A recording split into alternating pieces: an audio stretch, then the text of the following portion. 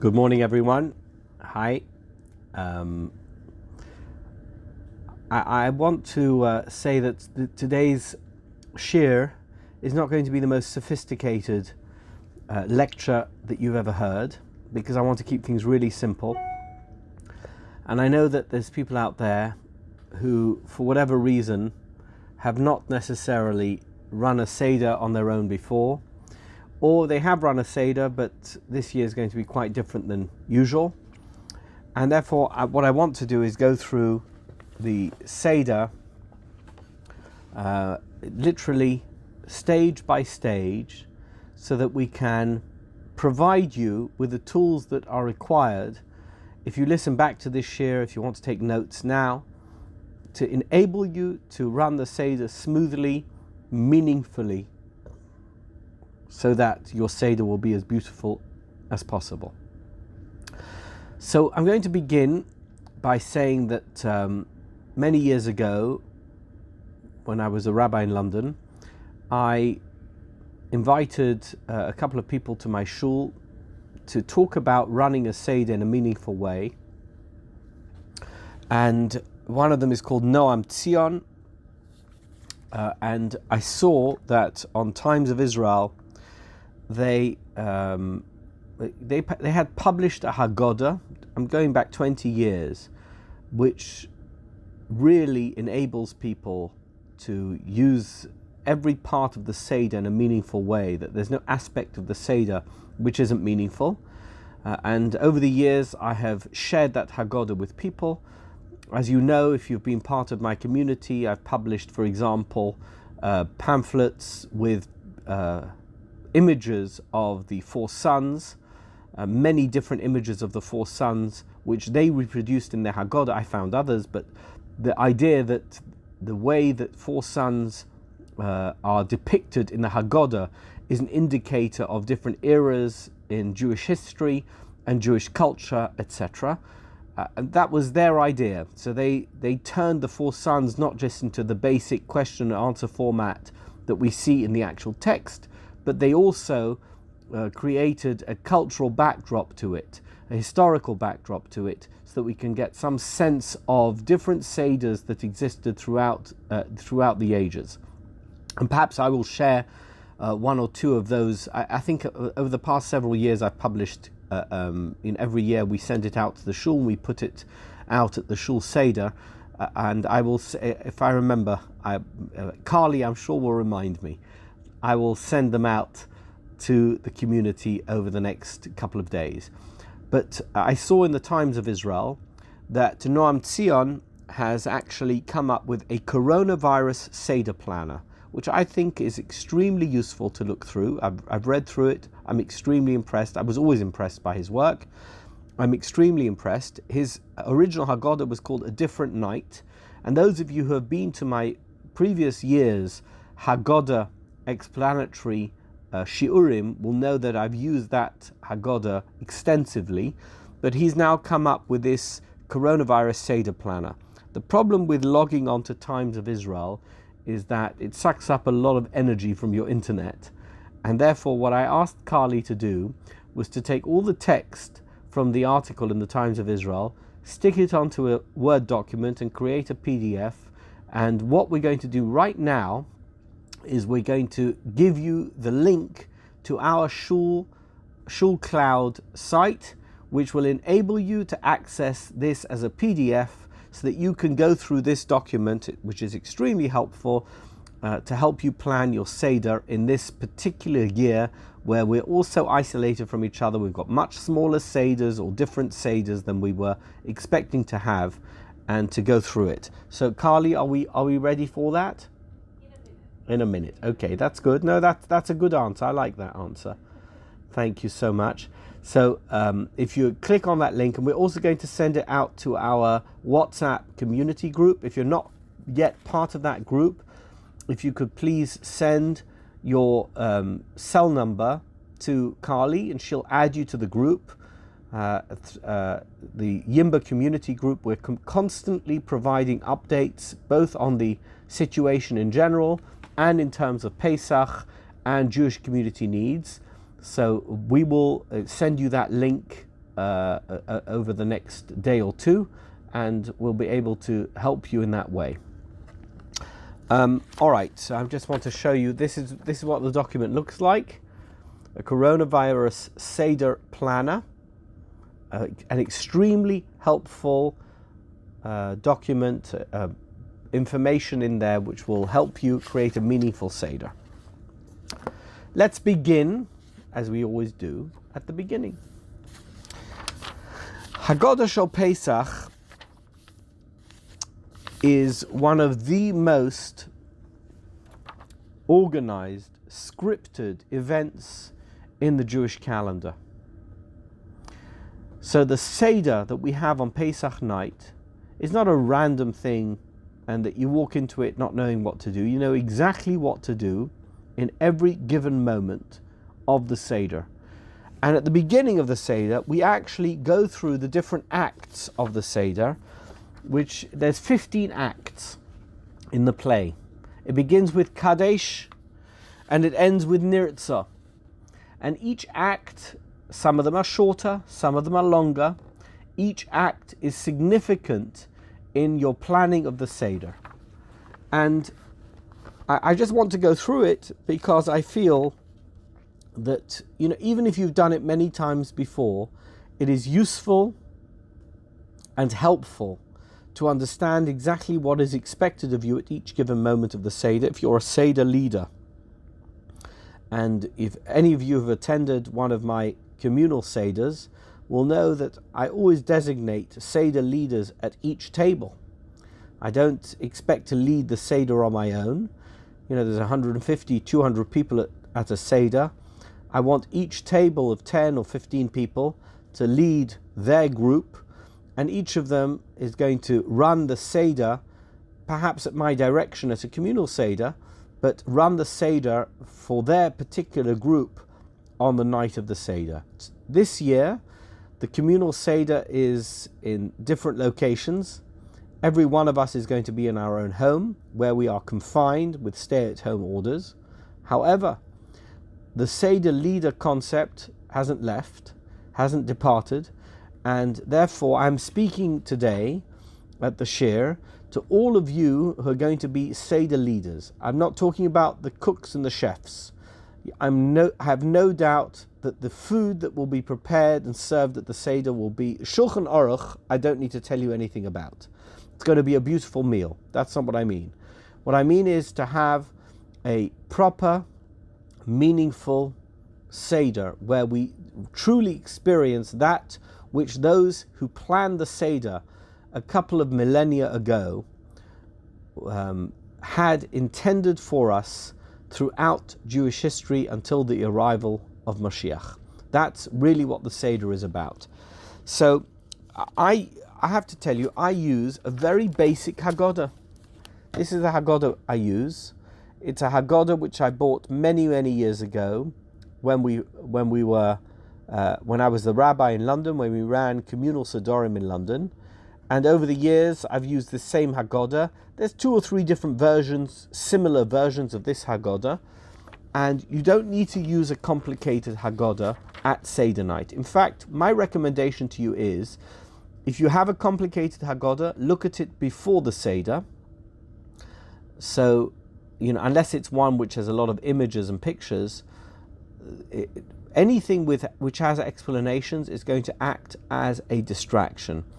The Haggadah that you should use at Seder night should be very, very simple. Text and translation. And anything that you do to prepare in advance of the Seder, you should do before Pesach, before Seder night.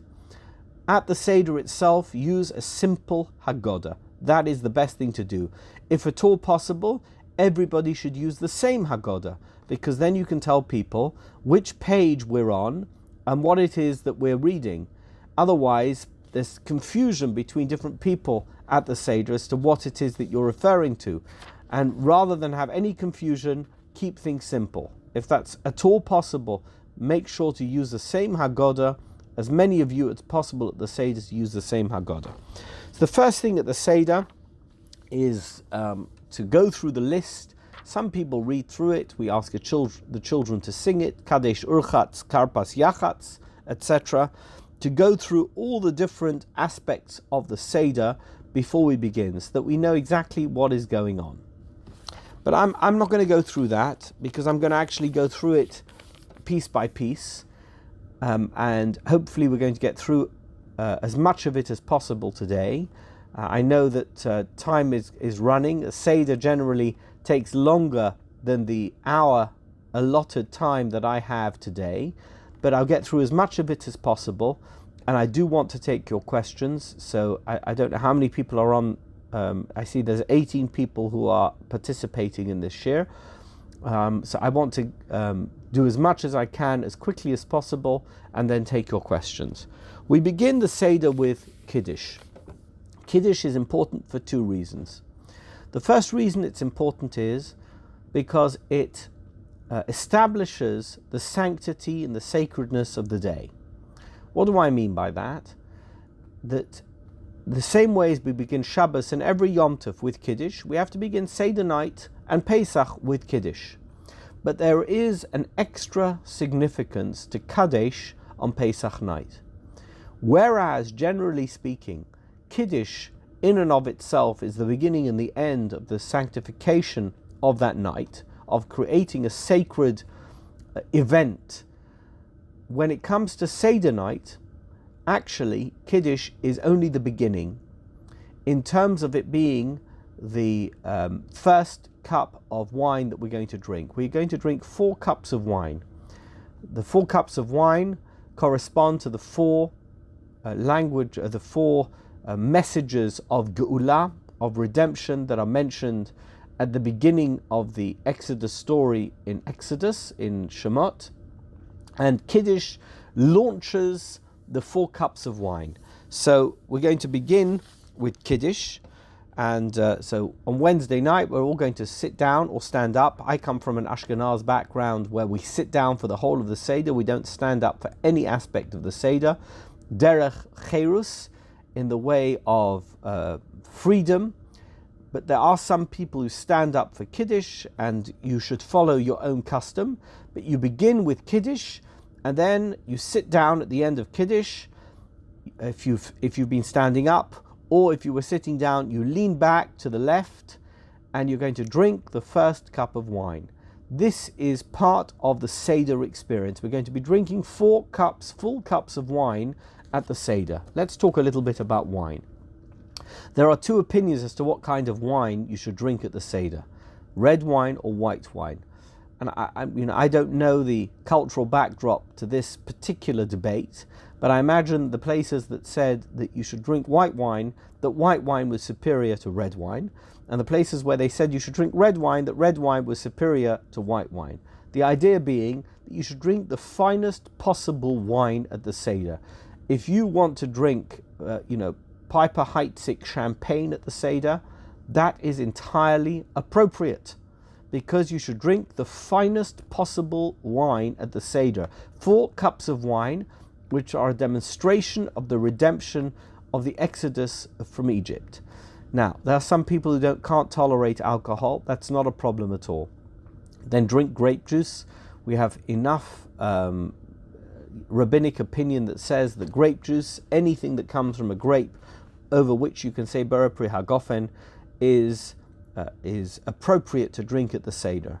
However, if at all possible, and unless you've got some very good reason not to do so, what you should do is add at least a drop or few drops of wine to the cup of grape juice that you're going to drink, the 4 cups of grape juice that you're going to drink, what we call a mixture. And that is appropriate because there should be some element of wine, which is the finest, ultimate product of the grape, evident in the wine that you drink at the Seder. I'm not sure how relevant it is to any of you or all of you, but the 4 cups of wine that you drink at the Seder are extremely important as a demonstration of your dedicated belief in the Exodus from Egypt, because they show that you understand that wine is a symbol of freedom. People who drink wine with their meal, that meal is a serious meal. It's a banquet. It's a feast. It's not just a random event. And therefore, if at all possible, even if you are a regular drinker of only grape juice, perhaps you can't tolerate alcohol, you don't want to drink alcohol, add a few drops of wine to your grape juice just to turn it into something which is more significant than a fruit juice, which is what most grape juice is. That's Kadesh. The next stage of the Seder is really only for the Seder Leader, and that is Urchatz. Urchatz is when you wash your hands before you take the food that you're going to take, the vegetable you're going to take, and dip it into salt water, which we're going to get to in Karpas. Fascinating, isn't it, that in ancient times they had a sense that the person who served the meal had to wash their hands. We're now living in a time, I'm watching videos online which tell us exactly how we need to wash our hands. I saw something last week, one of the community members sent me with Jimmy Kimmel, and he brought over a doctor from the Mayo Clinic in Minnesota to show his viewers exactly what to do when you wash your hands. You don't make a bracha at Urchatz, because the washing of the hands here is only so that your hands should be completely clean before you take the vegetable and dip it into the salt water. And what is that all about? So those who were, I'm going to use this expression, Mesader the Seder, who arranged this arranged meal, understood that it is only very distinguished people who participate and partake of the kind of banquet that we have at the Seder, which is going to involve this type of crudité, this kind of hors d'oeuvre that we call karpas, and the person who's going to serve it, it wouldn't be appropriate for them to have dirty hands, and therefore they have to wash their hands. It's not a religious obligation. It's not a religious requirement. This has nothing to do with religion. This is everything to do with being a demonstration of cherut, of freedom, and of redemption. Whoever the person is who's going to dip the karpas into the salt water has to make sure to wash their hands as you would wash your hands for hamotzi, but without making the bracha of al natilas yodoim. Okay, so that is karpas, full washing of the hands. It's urchatz. Then you get to karpas. What is karpas? So it depends where you come from in the world as to what you use for karpas, but I want to make very clear, and I think I've said it in a previous year, in a previous talk about the Seder, that you take a vegetable and you dip it into salt water. Why do we do that? Because in the historical moment when the Seder was finalized, was arranged in the method and in the sequence that we are familiar with, they were in Roman times, and in those days any significant meal which was of an elevated level, they would begin it with crudité, which was cut up vegetables that would be dipped into some kind of dip. Therefore, the rabbis who established the Seder said that we cannot begin a Seder which celebrates the redemption, the liberation of Jews from Egypt, without having karpas. It's so important that we show that the meal tonight is not just an ordinary meal, some fast food that we got in from takeout. It is a meal that is significant in every aspect. If we would go to a fancy restaurant or to a fancy banquet in a fancy hotel, we would expect nothing less than coming at first, and in the cocktail hour, somebody come around with a tray, and they're going to have vegetables on it with a dip. That's, to this day, that's something that signifies a fancy banquet. That is what we're going to have in each and every one of our homes. We're going to have that exact same thing replicated. So we take a vegetable and we dip it into a dip. In this situation, it's salt water. And salt water is an interesting theme. There's two occasions during the Seder when we have salt water. Salt water signifies the tears of the Jewish nation as they cried out to God, asking Him, begging Him to liberate them from slavery in Egypt. And later on at the meal, we're going to begin the meal with an egg, a boiled egg, an entire boiled egg, which is dipped into salt water, again signifying the tears of the Jews in Egypt. Remember that in my previous year I spoke about the different themes of the Seder. We have two themes represented, one of them which is Me'afela La'oira, Mishibud Lig'ula, that we were slaves and we were liberated, and we have to represent both of those things in the actions that we take during the course of the Seder night. So the dip that we use at Karpas, the salt water, is representative of the tears of the Jewish nation as they beg God to liberate them from slavery in Egypt. What vegetable should we use? So everybody has a different custom. Where I come from, in the German Yeki custom, we used radish, we used parsley. If you come from Eastern or Central Europe, then you would use potatoes, boiled potatoes. If you come from North Africa, you use carrots.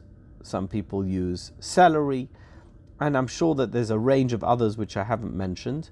It's not important. The point is, it has to be a vegetable, and it has to be dipped in salt water. That's the only thing that's important. So this year, if what you are used to is not available, use one of the other customs. Become ecumenical in your Seder custom this year. Use whatever is available, and that is sufficient, that is appropriate. So, Karpas is dipping a vegetable into salt water as a representation of the wonderful event that you are launching on Pesach night to commemorate the liberation, the redemption, the salvation of the Jewish nation from Egypt. The next stage after Karpas is Yachatz. Yachatz is there's three matzahs which are in front of you. So I didn't mention that at the beginning. We didn't talk about the Seder plate. Again, if you look at your Haggadah, you will see that the Seder plate is set out in a very specific way. You have the charoses, the moror, you have the salt water, the matzah, the roasted egg, the parsley, and the roasted shank bone. So somebody asked me this week, what if it's not possible for me to get a bone, the normal shank bone that I use, and roast that on a fire to put on my Seder plate? And the answer to that is, it's only a symbolic bone. We don't actually have Korban Pesach, which is what the bone represents. And you put a burnt bone on the Seder plate as some type of representation of the sacrifice that was brought on Erev Pesach that we're going to eat or should eat on Pesach night. If you don't have a shank bone, any bone will do.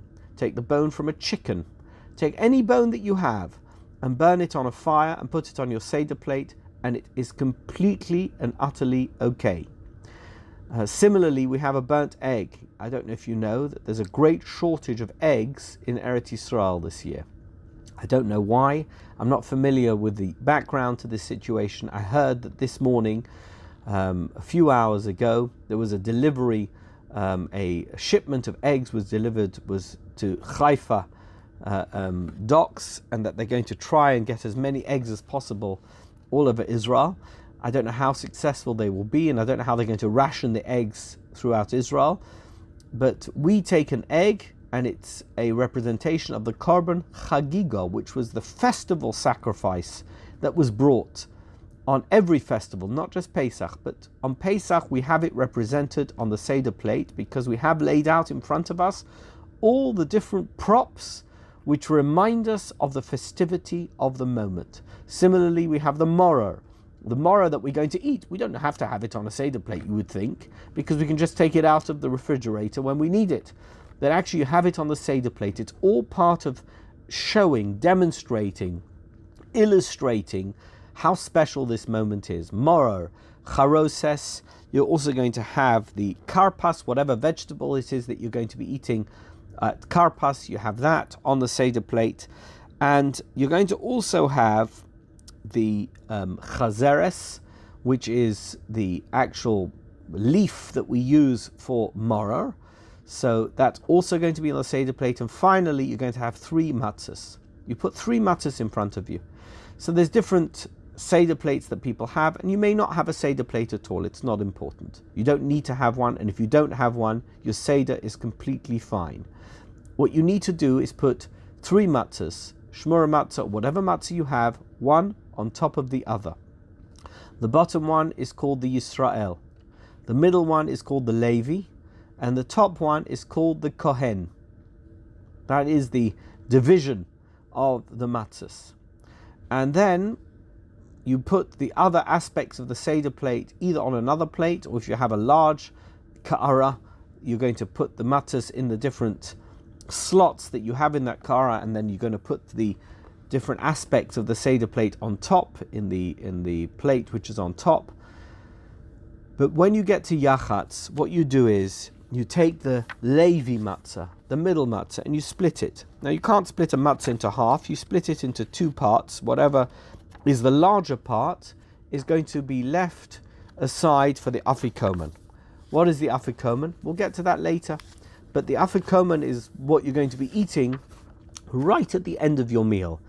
And many people put that aside, they wrap it up in a napkin, and they put it aside. It's a lot of fun. The kids can steal it, and you're going to need it to the end of the meal because it's the final thing that you eat at the end of your meal, and you're going to need it, and therefore the kids are going to use that as leverage to get a very nice gift from you. Be very generous. Be very nice. Whoever it is who steals it, I know that you may not have kids at your Seder. So what? An adult will want a gift.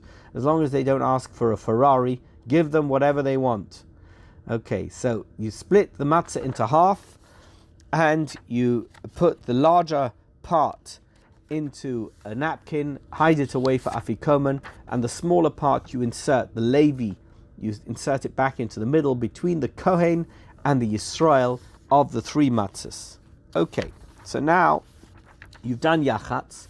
Now we begin what's called Magid. It's the longest and most important part of Seder night. Magid is the portion, the narrative portion of the Haggadah. What do we do in Magid? We go through different aspects. It's a variety of midrashim and songs, and we begin Hallel at the end that incorporate all the aspects of what we should be discussing and thinking about at Seder night. I'm not going to go through it in exhaustive detail, and if anybody has any questions for me about any aspect of the Haggadah, we can either deal with it in Q&A, or I'm very happy to deal with it privately. I know that there are many, many Haggadot. You should know that the most published book of the Jewish world is not the Bible, it's the Haggadah. And there are literally thousands of Haggadahs available to buy and to use on Seder night for Pesach. Every single year, hundreds more get published. Different versions of the Haggadah that get used at Seders across the world. It is the most published book of the Jewish world. We begin the Haggadah with this idea of going from slavery into redemption and using the main prop that demonstrates that transition from slavery to redemption, the matzah. And we have the Seder plate with the matzah, or we just have the 3 matzahs, we lift it up and we say, Ha lachma anya. This is the bread of affliction, this is the bread of poverty, this is the bread of penury. This is a demonstration food for us to remind us of what we suffered and how we were redeemed, because both are represented by this particular form of food. The matzah both shows us what it is that we needed to eat, this incomplete food that we call matzah, the bread that hasn't risen, that's been baked, but it's crunchy, it's not soft. And on the night of Pesach, when we were redeemed, we had to bake bread. Again, we didn't have time because we were in such a hurry to leave Egypt. We didn't have time for the bread to rise. So it's a demonstration of our freedom. And now we say something which is very important. Whenever you are in a difficult situation and you get out of it, you tend to be selfish. you tend to be self-indulgent, introspective, self-obsessed. I had such a difficult time, it's all about me. The whole point of Pesach is that we share the goodwill. We were in a difficult time, we came free, and now Kol Ditrich Yese V'Yechal, Kol Dichvin Yese V'Yechal, Kol Ditrich Yese V'Yifsach. We want as many people as possible to be involved in the miracle of redemption. We don't want to confine it to our own little world, to our own little bubble. We want to make sure that we, across the Jewish world, are celebrating, commemorating the same thing, and everybody should be included. This year, we're all going to be included separately. It could be that every year you have Seder with many people from your family, friends, or you're in a Pesach program with hundreds of people. This year, it's going to be a much smaller group of people wherever you are. It makes no difference. The idea being, we are all included in this incredible miracle that we call Pesach. And now we have the second aspect of the Seder, which is Manishtana, that Seder night is an interactive educational experience. That we have a question and answer format which is extremely important. That it shouldn't just be one person, the Seder leader, who's the sage on the stage, but every person should be involved. When I was growing up in my parents' home, my father would always say to us, listen, I'm going to talk a little bit and then I'm going to be quiet. I would like you to say something. And we would come to the Seder with prepared pieces and we would speak, and then we would interact with each other about different aspects of the Seder. It was a discussion as opposed to just somebody from the front taking the lead. And not everybody has great expertise at the Seder, so one of the ways you can do this is that, for example, Manishtana. You may not have a child this year to say Manishtana, but perhaps something you can do is that each person should say one of the questions of Manishtana loud for the others to hear. By the way, the Haggadah is not like davening. It's not like Shemona Esrei, where each person there has to say every single word. If you didn't say one word, but one person at the Seder said it and you heard it, that's absolutely fine. And in fact, I think it's much nicer if people take turns saying certain aspects of the Haggadah, and that it's not just one person saying it who's leading it, or that everybody is saying it together, but different individuals within the Seder group should say different aspects of the Haggadah, and others should follow quietly. And if that person wants to say it in both Hebrew and English, that's totally fine. In fact, if you just want to say it in English, that's also completely fine. The Haggadah is not davening, it's not Kriyas Shema, it's not Shemona Esrei. It is there to prompt us to make sure that we are engaged with the story of the Exodus on the night that commemorates its occurrence. It's the anniversary of the Exodus. It's not a ritual where if you didn't say each and every word and syllable of the Haggadah, that somehow you didn't discharge your duty. In fact, if that's the way you look at it, you certainly have not discharged your duty. What you need to do is to make sure that you have covered all the ground that is covered by the Haggadah on Seder night, and that every single person around the table has been engaged with what it means to be commemorating this anniversary. One of the things that we do, and Sabine has kindly reminded me of that, is that we put out candy on the table, which is not the kind of thing that you normally do at the beginning of a meal, but we put out candy and chocolate on the table straight after Kiddush at the same time as Karpas, and everybody is welcome to have candy, and the kids will ask, why we got candy here tonight? And you're going to say, because tonight is different than every other night. In the same ways we have Karpas to commemorate the freedom and the redemption of that anniversary, we're going to have candy on the table, so the kids are going to say, oh gosh, this is a different night than every other night. And we're going to enjoy it as much as the adults are enjoying it. So find some candy and make sure that you have it on your table. If you have young children, grandchildren at your table. If you're lucky enough this year to have that, make sure. By the way, adults also like candy. It's fine. Don't worry. Watch your sugar levels, of course, particularly if you're drinking alcohol. But there's nothing wrong whatsoever to have some fun around the Seder table and not just stick completely to the rituals of the Haggadah and feel bad if you do something slightly different which achieves the same result. So have some candy on the table and let the kids enjoy themselves right at the beginning of the Seder. Okay, so you got through the Manishtana, and then we have Avodim Hayinu. So Avodim Hayinu is the answer to all the questions, both in terms of the Halach Ma'anya, understanding why it is we have this bread of affliction, and in terms of all the different questions we ask in the Manishtana as to why this night is different from all other nights. We answer, Avodim Hayinu Lefara b'Mitzrayim.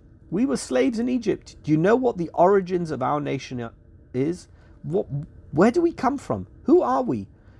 So most national and religious narratives begin with a great moment. We don't know much about what happened before, but there was a great triumph right at the beginning. Our origins are not triumphant. We were nebuchs. We were people who were mistreated. And somehow, despite the fact that there was absolutely no chance for us to succeed in any way, shape or form, God took us out based on a covenant He made with our ancestors. We were at the lowest ebb. We had no chance of survival, not as a national entity and certainly not as a religious entity. And nevertheless, Vayotzienu Hashem Elokeinu Misham. God took us out of Egypt. That is who we are. We are a people of God. We became the chosen nation of God. We became His representatives, His ambassadors. We are here to carry His message. And had it not been for Him, as we say later on in the Seder, we would not even have existed. He came Himself, B'chvodo v'atzmo, to redeem us and rescue us from certain oblivion. And now we have the story of Rabbi Eliezer and Rabbi Yeshua and Rabbi Elazar ben Azariah, Rabbi Akiva and Rabbi Tarfon. These were 5 friends from the time of the Mishnah, and these were some of the greatest rabbis of the era. The only one who's not mentioned here is Rabban Gamliel. We're going to mention him later on in the Seder. Rabban Gamliel was the head of the Sanhedrin, but these were the greatest rabbis of the time, and they were sitting in Bnei Barak, and they were having Seder night. Now you would think that these people, why should they waste their time with such nonsense and frivolity and superfluous discussion about something that they know so well that they really don't need to discuss it? It's like, if you ever met people who know everything about a particular subject and you listen to a discussion between them, they're talking in code because you can't understand one word that they're saying.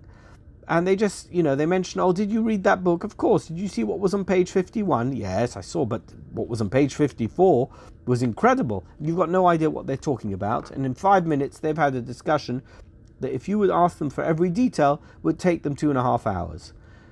The point is that we want to convey the message that even the greatest people, when it comes to redemption, and when it comes to a moment of salvation, it doesn't matter who you are. The commemoration of that event is as momentous for every single individual who is involved, whatever level and strata of society they come from. So, even the great Rabbi Akiva and Rabbi Yeshua and Rabbi Elazar ben Azariah and all of these people, they're sitting in Bnei Barak, and you'd think that their Seder should take them 20 minutes because they know everything and they can speak in code and in references, and then they can get back to studying Torah or go to bed and get up early the next morning and study Torah, which is really their main function, their primary function. And for all us idiots who have to really go through this story because we don't do it and we're not familiar with it as much as they were, we should spend a lot of time talking about Seder night, about this anniversary. The Haggadah wants to convey to you that it doesn't matter who you are and how much you know and how knowledgeable you are in terms of the story of the Exodus. Each and every person on Seder night shouldn't be ambivalent and dismissive about commemorating this occasion and think, well, I did it last year, not once, I did it twice, I had 2 Seders last year. In fact, I've had so many Seders in my life, I can skip this year, what do I need to bother for? Absolutely not. If Rabbi Akiva and Rabbi Tarfon could do it, then you should certainly spend the time. It makes no difference how great you are, that every single person should spend as much time as possible going over this fantastic event, which was a formative moment in your personal identity and family history.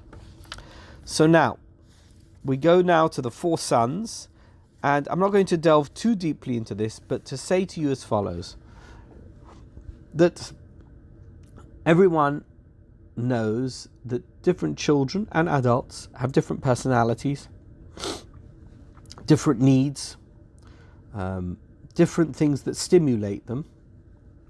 And the Haggadah is conscious of that. The Haggadah, whoever it is who put the Haggadah together, was conscious of the fact that whoever you are, you need to be stimulated in a particular way. And of course, the Haggadah uses extremes. Chacham, Rasha, Tam, She'eni Yodea Lishol. These are all extremes. If you know anything about being a lawyer or being a doctor, you know that we always deal with extreme scenarios in order to demonstrate the average. None of us is really a Chacham or a Rasha or a Tam or a She'eni Yodea Lishol. We all fall somewhere in between these extremes.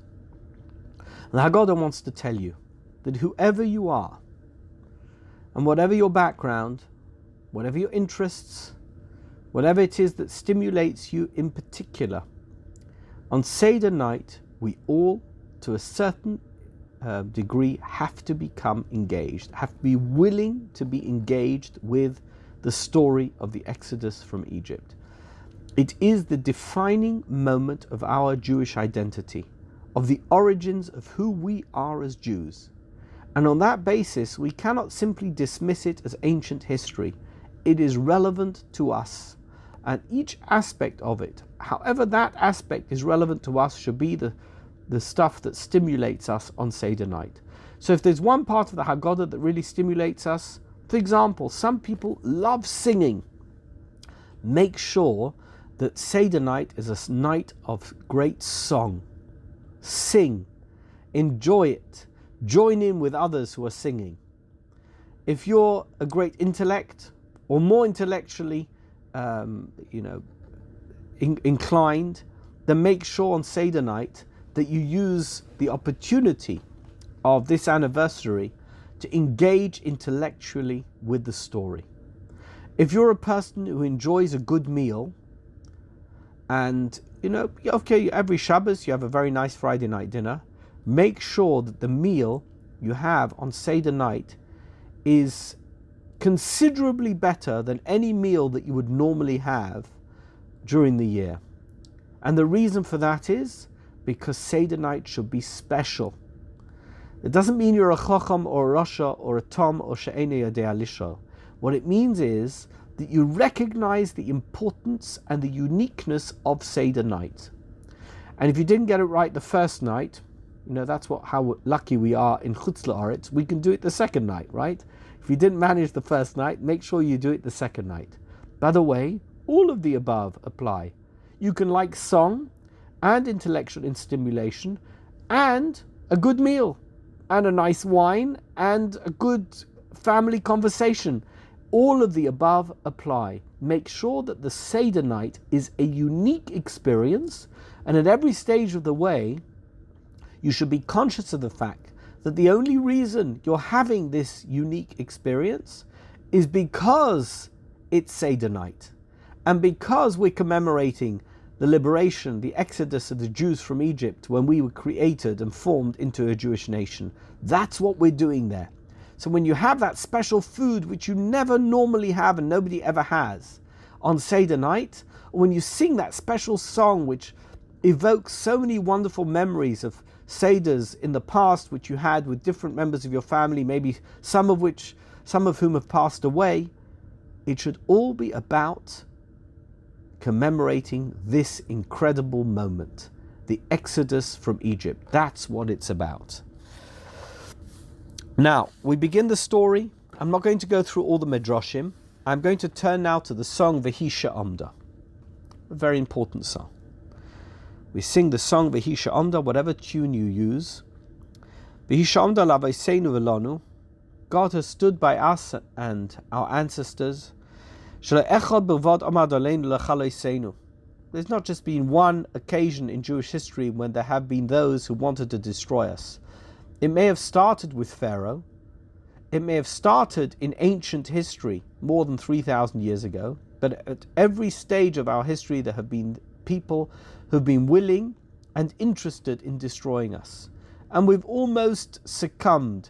We've almost been destroyed on more than one occasion. And yet, here we are, around a Seder table.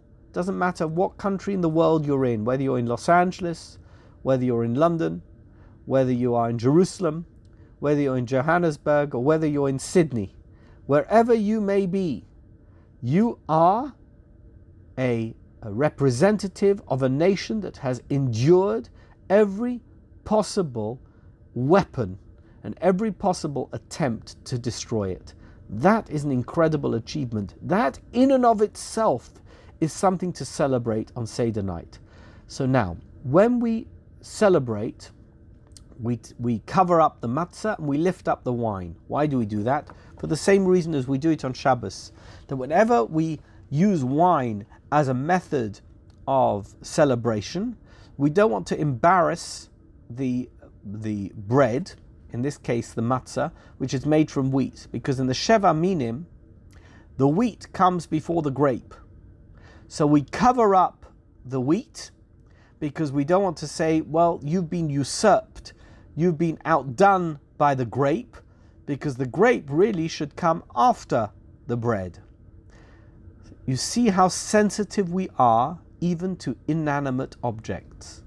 Even though the matzah or the challah on a Shabbos is an inanimate object, it has no consciousness, it has no sense of itself, we are sensitive to the fact that we don't want to embarrass it or make it feel belittled in any way, and therefore when we use the wine at the Seder, we always make sure to cover up the matzah. And at every other stage of the Seder, the matzah is uncovered because we're not dealing with the wine, and in that sense, the matzah is more important as a representation of the Exodus story.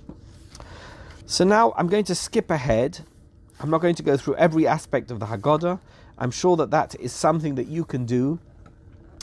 All of you have Haggadahs. If you don't, there are so many wonderful resources online which you can access.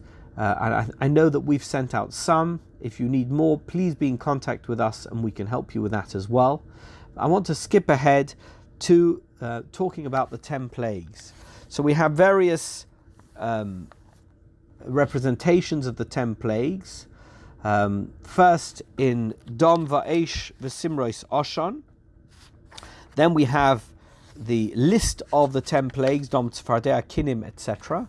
And then we have a smaller version, which is the Tzach, Adash, V'Achav, which is what Rabbi Yehuda used to say. I think it is important to understand, and not going into the details of it, that the Egyptians who made us suffered, not in the sense of revenge. You know that Simon Wiesenthal wrote a book, Justice, Not Revenge. No part of the Seder is meant to be seen as vengeful. We're not vengeful against the Egyptians, but no action will not result in a reaction. And that's why the Egyptians, who made us suffer to a greater extent than was ever predicted in the covenant between Abraham and God, and subsequently Isaac and Jacob, and Moshe Rabbeinu also heard about it, the Egyptians went way over the top in terms of the way they treated us, even though it was predestined for us to be in that situation. That being the case, they were punished, and there is always punishment on the cards for those who behave in a way that is inappropriate to God, both in this world and in the world to come. However, as we know, it says in the Pasuk, Bin foil oyivcha al tismach, do not rejoice in the downfall of your enemies. And therefore, at every stage where we mention a plague, where human beings, God's creations, suffered, we take a finger and we dip it into the wine and we remove some of our joy, because wine is a representation of joy. Dom, Tzefardea, Kinim, Oroiv. We want to demonstrate that all human beings, even our vilest enemies, those who have sought to destroy us, are created in the image of God, and their failure is a failure of humanity of which we are a part, and therefore we do not rejoice in their downfall. Binfol oyivcha al tismach. Never rejoice in the downfall of your enemies. We need the downfall of our enemies in order to succeed and in order to flourish. Nevertheless, the downfall of our enemies is not something to celebrate. I'm going to end here, and maybe if we have the chance and if there is a demand for it, please let me know on the community chat. I will continue in this vein and talk more about the Seder on Tuesday. Perhaps we can make a time. I will ask Carly to see from all of you and from the community whether or not we want to continue with this Seder 101 share, so that you can be helped in as much as that you can know exactly what it is to do if you're leading a Seder this year for the first time, or if it's your 50th time. It doesn't make a difference. We could all do with a refresher. And now I'm going to open up for questions. We only have a few minutes left. If anyone has any particular questions about running a Seder, please feel free to ask any questions now for the next 10 minutes, and I will do my best to answer them. Go ahead.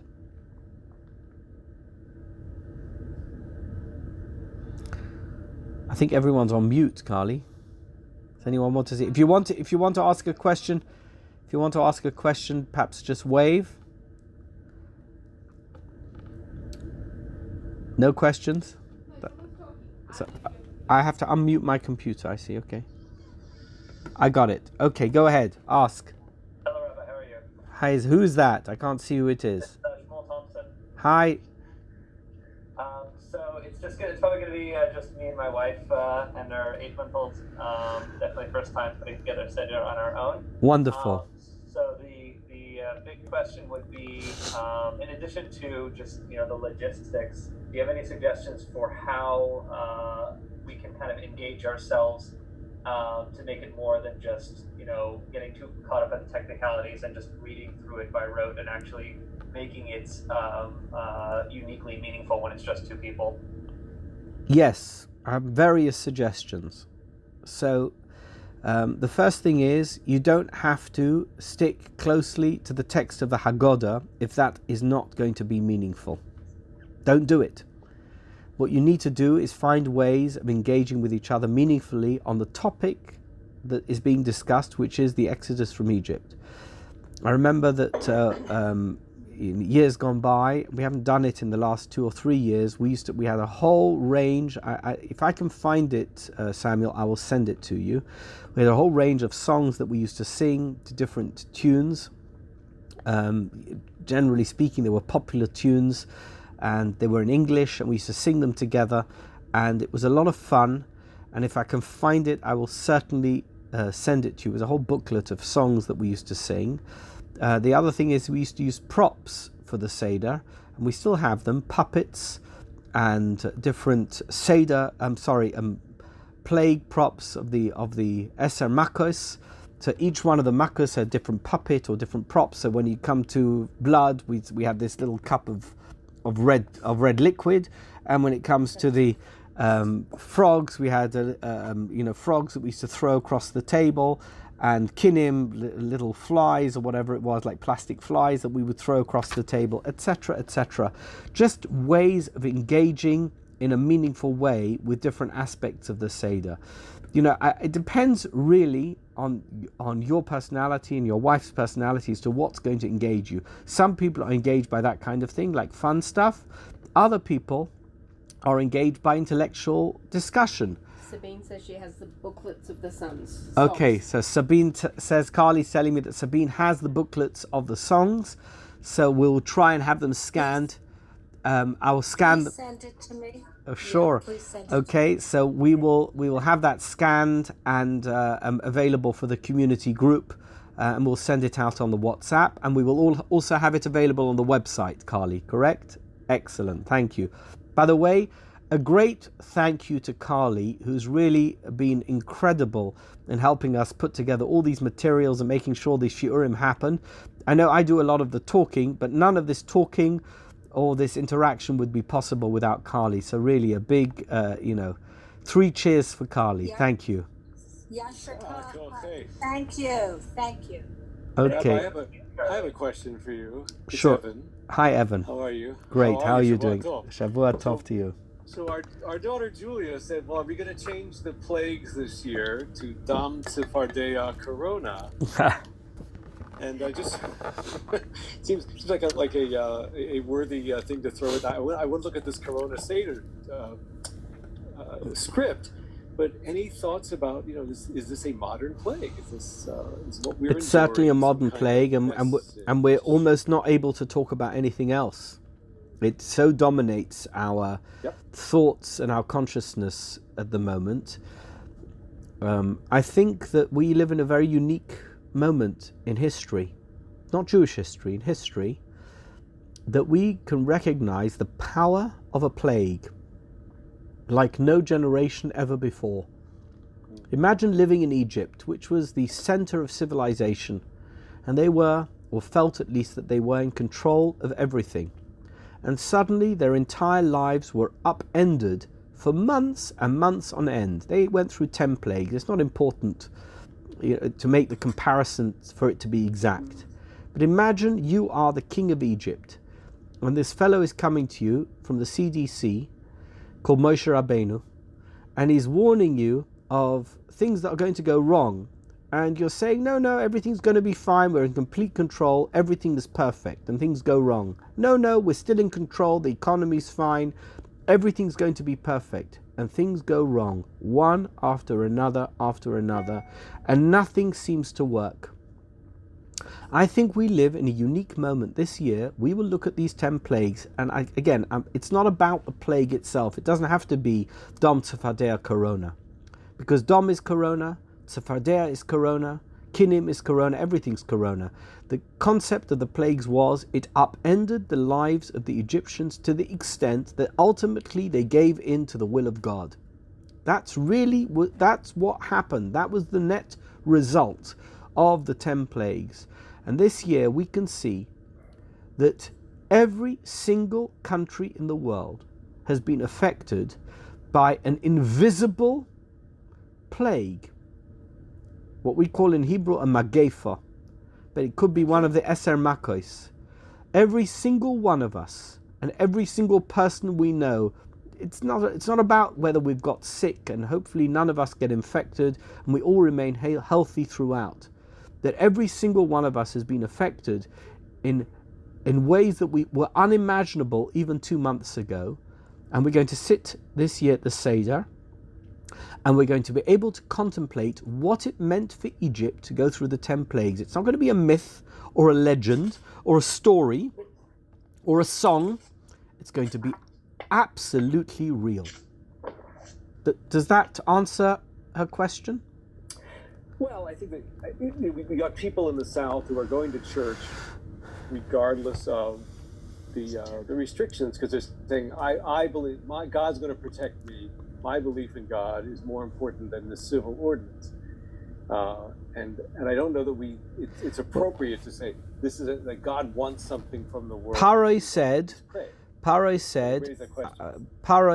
was very adamant to Moshe Rabbeinu. He wanted the plague to stop, but as soon as he felt he was safe, he didn't let the Jewish people go. In other words, you're not going to tell me what to do. I know better than you.